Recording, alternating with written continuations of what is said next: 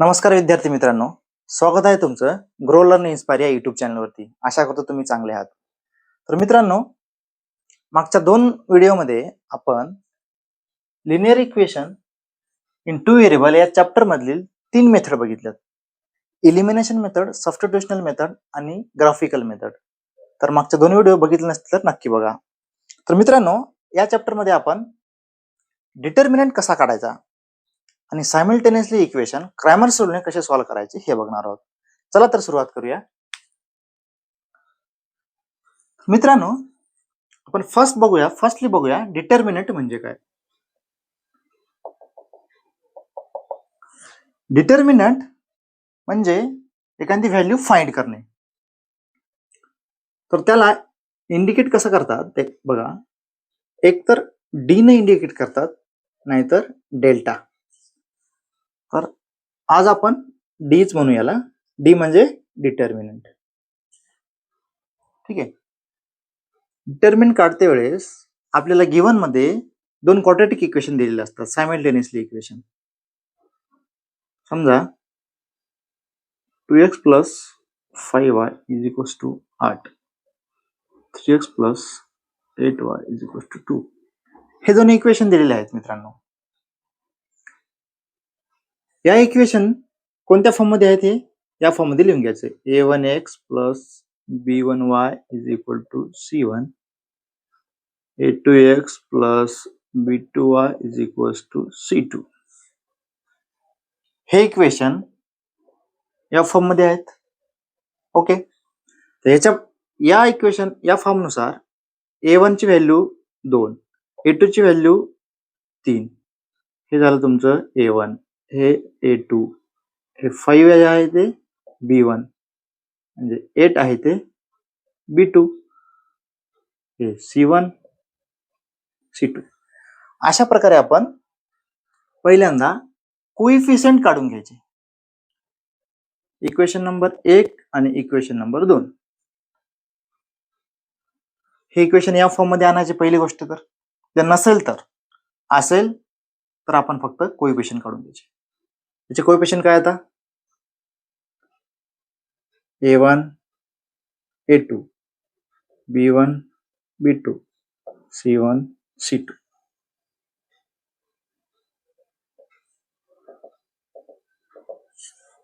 a1 a2 चे coefficient, a1 a2 म्हणजे x चे कोइफिशियंट 2, 3. ओके. b1 b2 म्हणजे y चे कोइफिशियंट 5, 8. ओके. आणि c1 c2 म्हणजे कॉन्स्टंट 8, 2. तर बघा, आता आपल्याला या इक्वेशनचा डिटर्मिनंट काढायचा आहे. डिटर्मिनंटचा फॉर्म्युला आहे. डिटर्मिनंट म्हणजे एक असा मॅग्निट्यूड असतो आणि त्याच्यामध्ये आपल्याला x आणि y चे कोइफिशियंट लिहायचे असतात. x आणि y चे कोइफिशियंट कसे लिहायचे ते या फॉर्म मध्ये लिहायचे. a1 a2 b1 b2. Simple या फॉर्म मध्ये x आणि y चे कोइफिशियंट लिहायचे. तर हा झाला आपला डिटर्मिनंट. हा डिटर्मिनंट कितीचा झाला? 2/2 चा. 2/2 चा म्हणजे कसं? हे काय झाला? हे झाले 2 रो आणि हे झाले 2 कॉलम. त्यामुळे याला आपण 2/2 चा डिटर्मिनंट असं म्हणतो. 3/3 चा पण असतो, 4/4 चा पण असतो. आपल्याला आता काय बघायचं? 2/2 चा बघायचं. ओके. तर डिटर्मिनंट समजलं. 2/2 चा डिटर्मिनंट आहे. 2 रो 2 कॉलम आहेत म्हणून याला 2/2 चा डिटर्मिनंट म्हणायचं. आणि डिटर्मिनंट मध्ये व्हॅल्यू कशा पुट केल्या आपण? x आणि y चे कोइफिशियंट रो आणि कॉलम मध्ये पुट केले. तर आता हे डिटर्मिनंट सॉल्व्ह करायचं. तर डिटर्मिनंट सॉल्व्ह करताना क्रॉस मल्टिप्लिकेशन करायचं मित्रांनो. क्रॉस मल्टिप्लिकेशन कसं बघा. आता पहिल्यांदा आपल्या उजव्या हाताकडून सुरुवात करायची.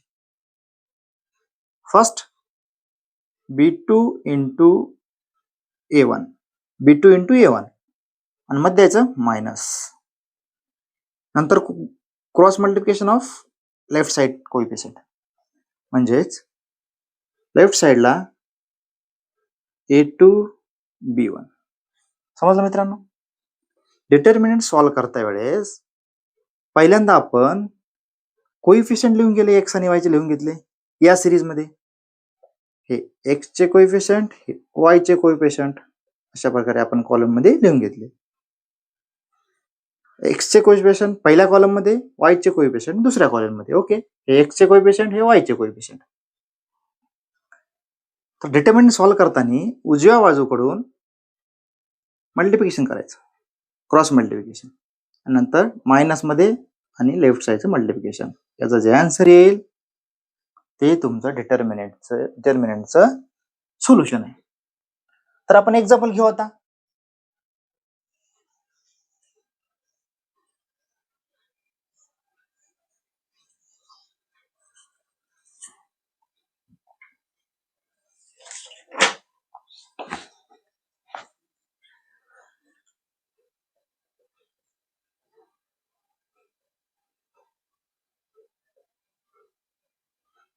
हे दिलं आपल्याला डिटर्मिनंट,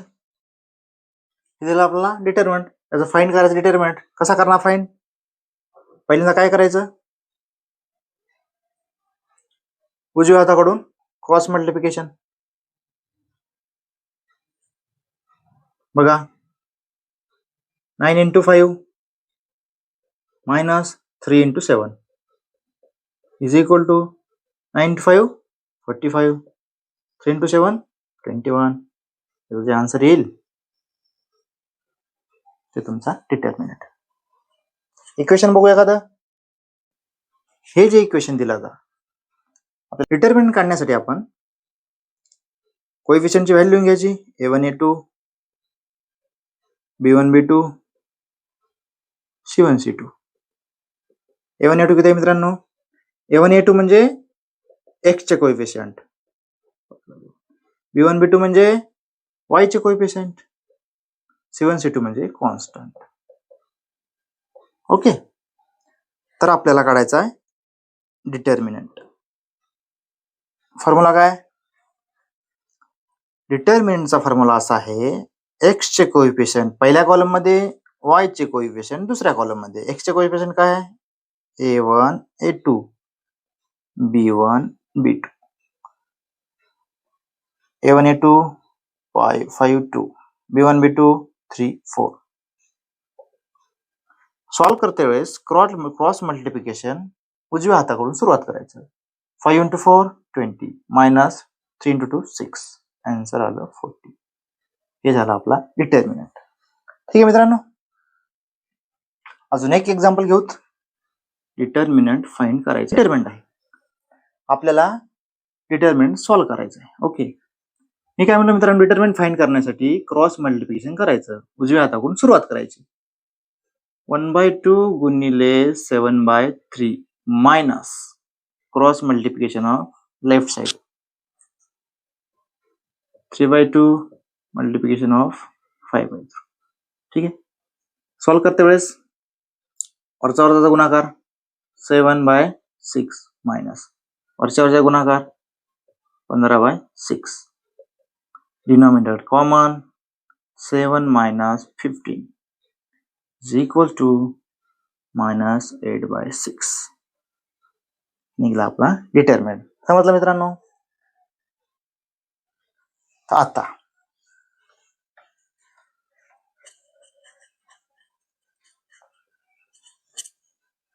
हे झालं डिटर्मिनंट. आता आपण बघणार आहोत मित्रांनो क्रॅमर्स रूल्स किंवा मेथड. क्रॅमर्स मेथड मध्ये ही मेथड का आली असतो मित्रांनो? क्रॅमर्स मेथडचा यूज करून आपण सायमल्टेनियस इक्वेशन आपल्याला सॉल्व्ह करायचे असतात. ही मेथड आणली कशामुळं? क्रॅमर्स मेथड मध्ये सॉल्व्ह करण्यासाठी स्पेस खूप कमी लागतो मित्रांनो. स्पेस खूप कमी लागतो, त्यामुळं क्रॅमर्स या शास्त्रज्ञाने ही मेथड अस्तित्वात आणली, इनोव्हेशन केलं त्या मेथडचं. तर या मेथडमध्ये आपण फर्स्ट बघणार आहोत.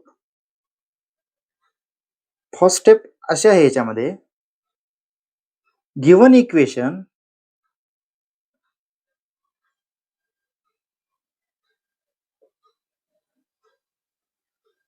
Convert to ax plus by is equals to c या फॉर्म मध्ये कन्वर्ट करणे. हे झालं फर्स्ट कंडिशन. सेकंड कंडिशन अशी आहे, डिटर्मिनेंट काढणे, फाइंड व्हॅल्यू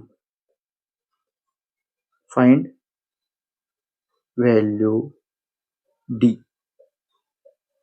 dx आणि dy हे काढून x आणि y ची आपल्याला व्हॅल्यू काढायची.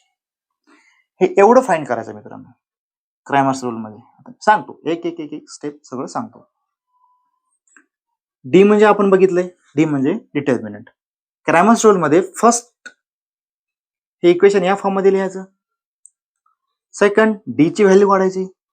आता dx आणि dy आणि xy आपण याच्याबद्दल बोलू. गिव्हन इक्वेशन दिलं आपल्याला, a1x plus b1y is equals to c1, a2x plus b2y is equals to c2. हे झालं आपलं linear equation in two variable simultaneously equation आपले 1 आणि 2. ओके, गिव्हन इक्वेशन अशा प्रकारे असेल. तर आता आपल्याला काढायचं dx. पहिल्यांदा आपण काय काढू, डी म्हणजे डिटर्मिनंट. ओके, डिटर्मिनंट आपण कसा काढतो, formula a1 a2 b1 b2. Okay, याची व्हॅल्यू फाइंड केली तर आपल्याला डी ची व्हॅल्यू मिळून जाईल. त्याच्यानंतर आपल्याला काढायचं dx, dx काढायचं. ओके, dx काढत्या वेळेस मित्रांनो हे आपलं गिव्हन इक्वेशन आहे. dx काढत्या वेळेस x च्या कोएफिशियंटला इंटरचेंज करायचं कॉन्स्टंटनी. लक्षात ठेवा, जेव्हा आपण x चा डिटर्मिनंट dx ची व्हॅल्यू काढतो तेव्हा फॉर्म्युला कसा तयार करायचा मित्रांनो बघा, लक्षात ठेवा, रटायचं नाही, फक्त लक्षात ठेवायचं. dx जेव्हा काढतो आपण तेव्हा x च्या कोएफिशियंट जागी कॉन्स्टंट ठेवायचं. कॉन्स्टंट म्हणजे कोणतं, c1 c2 आणि b1 b2 ला ऍज इट इज. ओके, आता आपल्याला काय करायचं, आता dy. ओके, हे dy काढत्या वेळेस मित्रांनो y च्या कोएफिशियंटच्या जागी, हे जे y चे कोएफिशियंट आहेत, y च्या कोएफिशियंट जागी कॉन्स्टंट व्हॅल्यू ठेवायची. म्हणजेच a1 ला a1 a2 c1 c2. Okay, काय केलं पुन्हा एकदा सांगतो. मेन dx आणि dy Cramer's rule method solve करण्यासाठी आपल्याला डी काढला होते, पहिल्यांदा डिटर्मिनंट काढला आपण, dx आणि dy. dx कसा काढला मित्रांनो लक्षात ठेवा. dx काढते वेळेस या दोन सायमल्टेनियसली इक्वेशन मध्ये x च्या कोएफिशियंट जागी आपण कॉन्स्टंट ची व्हॅल्यू टाकली, कॉन्स्टंट इंटरचेंज केला. म्हणजे हे आपलं कॉन्स्टंट आणि हे आपलं b ला ऍज इट इज, y ची coefficient as it is. y च्या जागी आपण काय केलं, फक्त y च्या कोएफिशियंट जागी कॉन्स्टंट ठेवलं. एवढंच लक्षात ठेवायचं. dx काढते वेळेस x च्या कोएफिशियंट जागी कॉन्स्टंट कोएफिशियंट ठेवले, y ची व्हॅल्यू dy ची व्हॅल्यू काढते वेळेस y च्या जागी कॉन्स्टंट ठेवलं, बस. हे झाले तिन्ही फॉर्म्युले. आता आपल्याला काढायचं राहते सोल्युशन x आणि y. x चा फॉर्म्युला काय, x चा फॉर्म्युला असा आहे dx बाय डी. y चा फॉर्म्युला असा आहे dy बाय डी. हे झाले एक्स आणि वाय, हे झालं आपलं सोल्युशन. म्हणजे वरी जे आपण व्हॅल्यू काढल्यात D D X D Y, याच्यावरूनच आपल्याला एक्स आणि वाय काढायचे या फॉर्म्युलाचा यूज करून. एक्स आणि वाय हे झाले आपले, एक्स आणि वाय हे झालं आपलं सोल्युशन. ठीक आहे मित्रांनो, समजलं. मेन आहे dx आणि dy काढायचं, त्याच्यानंतर आपण एक्स आणि वाय तर काढू. तर आपण आता एक्झाम्पल बघणार आहोत. ओके, स्टेप समजले आपल्याला. क्रॅमर्स रूल मध्ये 2 स्टेप फॉलो करायच्या. अजून एकदा सांगतो. पहिली स्टेप अशी आहे, गिव्हन इक्वेशन या फॉर्म मध्ये लिहायचं नसेल तर, असेल तर तशात तसं कोइफिशियंट लिहायचं. दुसरी गोष्ट आपल्याला एवढं फाइंड करायचं, d dx d y x y, x y आपलं फायनल सोल्युशन मित्रांनो. ठीक आहे, एक्झाम्पल घेतो. ठीक आहे, हे दोन आपल्याला इक्वेशन क्वाड्रॅटिक इक्वेशन दिलेले आहेत. सायमल्टेनियस इक्वेशन म्हणा, पेअर ऑफ इक्वेशन म्हणा, किंवा लिनियर इक्वेशन इन 2 व्हेरिएबल म्हणा. हे जे सायमल्टेनियसली इक्वेशन दिले आहेत, गिव्हन इक्वेशन, सो क्वेश्चन कसा विचारतात मित्रांनो, to solve the simultaneous equation, to solve the simultaneous equation by using Cramer's rule. Okay, question अशा प्रकारे विचारतात मित्रांनो. तर याचं आपण सोल्युशन बघणार आहोत. सिंपल, आपल्याला काय करायचं, कोइफिशियंट लिहून घ्यायचे. एक्स चे कोइफिशियंट, वाय चे कोइफिशियंट आणि कॉन्स्टंट. एक्स चे a1 a2 2 2, y चे 1 -3, b1 b2, c चे c1 c2. ओके, कोएफिशियंट लिहून घेतले मित्रांनो. आता आपल्याला पहिल्यांदा काय काढायचं, डिटर्मिनंट काढायचा. डिटर्मिनंटचा फॉर्म्युला आहे आपला a1 a2 b1 b2. Value ठेवा. a1 ची व्हॅल्यू आहे आपली, सिंपल सांगतो, या दोन्ही इक्वेशनला यासोबत कंपॅरिझन करायचं. a1x plus b1y is equals to c1, a2x b2y is equal to c2. आपल्याला a1 किती आहे, 2, b1 किती आहे, 1, a2 किती आहे, 2, b2 किती आहे, -3. ओके, सॉल्व कसं करायचं तुम्हाला सांगितलं आहे मी डिटर्मिनंट काढते वेळेस. सॉल्व कसं करायचं, क्रॉस मल्टिप्लिकेशन करायचं. पहिल्यांदा उजव्या हाताकडून क्रॉस मल्टिप्लिकेशन करायचं डिटर्मिनंट काढते वेळेस. -3 × 2 -6, मायनस साइन मध्ये मायनस, नंतर लेफ्ट साइड कडून क्रॉस मल्टिप्लिकेशन 2, आन्सर काय येईल, -8. हे झाला आपला डिटर्मिनंट. ओके मित्रांनो, आता क्रॅमर्स रूल मधले आपण डी काढलं, आता डीएक्स काढायचं. डीएक्स काढते वेळेस, पुन्हा एकदा सांगतो मित्रांनो, डीएक्स काढते वेळेस एक्सच्या कोइफिशियंट जागी, हे आपले एक्सचे कोइफिशियंट आहेत, एक्सच्या कोइफिशियंट जागी कॉन्स्टंट इंटरचेंज करायचा. म्हणजे c1 c2 आणि बाकी as it is b1 b2. ठीक आहे, व्हॅल्यू पुट करू. c1 c2 ची व्हॅल्यू 19 -3 आणि b1 b2 ची व्हॅल्यू मित्रांनो 1 -3.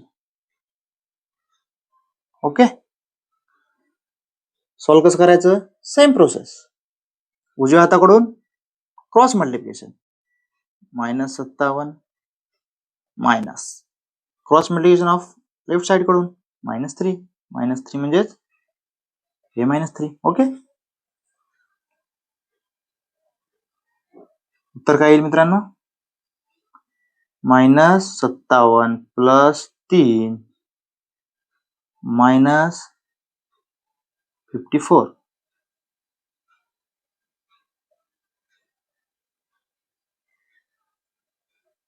ठीक आहे.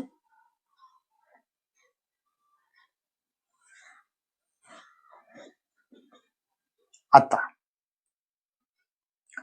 आपल्याला काढायचा आहे dy चा फॉर्म्युला जस्ट इथं तयार करायचा, रटायचं नाही. dy चा फॉर्म्युला कसा करायचा? dy ची व्हॅल्यू काढते वेळेस y च्या कोइफिशियंट जागी फक्त कॉन्स्टंट ठेवायचं, बाकी as it is a1 a2 c1 c2. Value लिहा. a1 a2 ची 2 2 c1 c2 19 -3. ओके. सोल्युशन कसं काढायचं? उजव्या हाताकडून क्रॉस मल्टिप्लिकेशन -6 मायनस डाव्या हाताकडून क्रॉस मल्टिप्लिकेशन 38 किती झाले? 44 -44 निघालं आपलं dy. ठीक आहे मित्रांनो, dx dy. आता d निघलं, dx निघलं, dy निघलं. आता काढायचं आपल्याला x आणि y. x काढते वेळेस x चा फॉर्म्युला आहे आपल्याला dx बाय d. x मी कॅपिटल यामुळे घेतलं मित्रांनो, हे x आणि हे x कन्फ्युजन होऊ नये त्यामुळे मी x आणि y आपले काढायचे टर्म आहे, सोल्युशन काढायचं आपल्याला, त्याच्यामुळे ते आपण कॅपिटल घेतलं, बाकी काही नाही. तर x काढल्याची किंमत dx बाय d. dx ची व्हॅल्यू किती आहे आपली? -54 भागिले d किती आहे आपलं? -8. जे आन्सर येईल ते येईल मित्रांनो, 54/8. y काढायचं आपल्याला, capital Y. dy by d. dy किती काढला आपण? -44. d ची व्हॅल्यू आपली -8. आन्सर 44/8. सॉल्व्ह होत असेल तर सॉल्व्ह करायचं. ठीक आहे.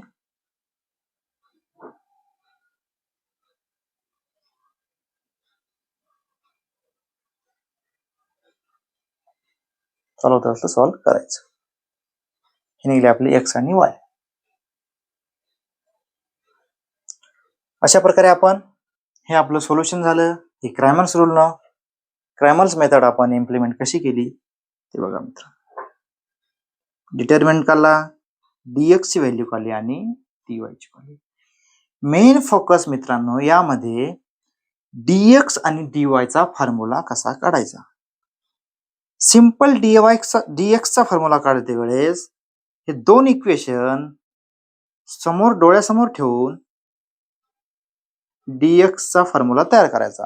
dx ची व्हॅल्यू काढते वेळेस, dx चा फॉर्म्युला काढते वेळेस फक्त x च्या कोएफिशियंट जागी कॉन्स्टंट इंटरचेंज करायचा, म्हणजे x च्या कोएफिशियंट जागी कॉन्स्टंट आणायचं dx काढते वेळेस, बस एवढंच लक्षात ठेवायचं, बाकी काय इट इज.